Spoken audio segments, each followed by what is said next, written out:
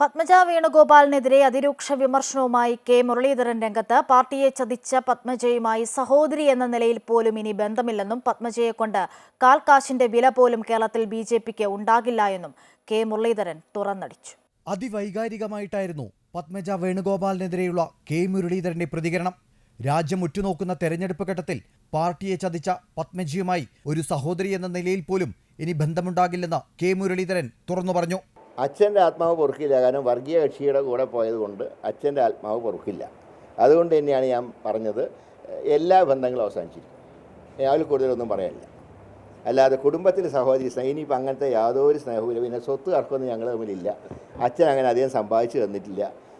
അച്ഛൻ സമ്പാദിച്ചൊക്കെ എല്ലാവർക്കുമായിട്ട് തന്നിട്ടുണ്ട്. സ്വത്ത് തർക്കവുമില്ല, ഒരു തർക്കമില്ല. പക്ഷേ പാർട്ടിയെ ഒരു ഘട്ടത്തിൽ ചതിച്ചവരുമായിട്ട് അത് സഹോദരിയാണെങ്കിൽ ഇനിയൊരു കോംപ്രമൈസ് ഇല്ല. കോൺഗ്രസ് അവഗണിച്ചു എന്ന പത്മജിയുടെ പരാതിക്ക് കെ മുരളീധരൻ നൽകിയ മറുപടി ഇതായിരുന്നു. ഒപ്പം മുകുന്ദപുരത്തും തൃശൂരും സഹോദരി തോൽക്കാനിടയാക്കിയതിന് കാരണവും കെ മുരളീധരൻ വ്യക്തമാക്കി. തെരഞ്ഞെടുപ്പിൽ ചിലരൊക്കെ കാലുവാരാൻ നോക്കി എന്ന് പറയുമ്പോൾ അങ്ങനെ ചില വ്യക്തികൾ കാലുവാരിയാൽ തോൽക്കുന്നതാണോ ഒരു തെരഞ്ഞെടുപ്പെന്ന് പറഞ്ഞാൽ? അങ്ങനെയാണെങ്കിൽ എന്നെയൊക്കെ ഒരുപാട് പേര് വാരിയിട്ടുണ്ട്. ഞാൻ കംപ്ലൈൻ്റ് ഒന്നും കൊടുക്കാൻ പോയിട്ടില്ല, കൊടുക്കേണ്ട ആവശ്യമില്ല. കാരണം ജനങ്ങളെ പൂർണ്ണമായിട്ടും നമ്മൾ ജനങ്ങൾക്ക് വിധേയരായാൽ ഇതൊന്നും നമ്മൾ ഏൽക്കില്ല. അതുകൊണ്ട് തന്നെ ഈ പറഞ്ഞ ഒരു കാരണത്തിനും ഒരടിസ്ഥാനവുമില്ല.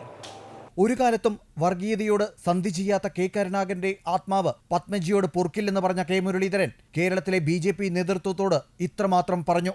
പത്മജിയെ എടുത്തുകൊണ്ട് കാൽ കാശിൻ്റെ ഗുണം ബി ജെ പിക്ക് കേരളത്തിലുണ്ടാവില്ല. എല്ലായിടത്തും ബി ജെ പിയെ ഞങ്ങൾ 3-ാം സ്ഥാനത്തേക്ക് തള്ളും, യാതൊരു സംശയവുമില്ല. 1-ാം സ്ഥാനം എന്നവർ പ്രതീക്ഷിക്കുന്ന നിയോജകമണ്ഡലത്തിൽ പോലും അവർക്ക് 3-ാം സ്ഥാനത്ത് പോണ്ടി വരും. അതിന് UDF ഒറ്റക്കെട്ടായി പ്രവർത്തിക്കും. ഈ ചതിക്ക് ശക്തമായി ഇലക്ട്രോണിക് വോട്ടിംഗ് യന്ത്രത്തിലൂടെ തന്നെ ഞങ്ങൾ പകരം ചെയ്യും. അമൃത ന്യൂസ്, കോഴിക്കോട്.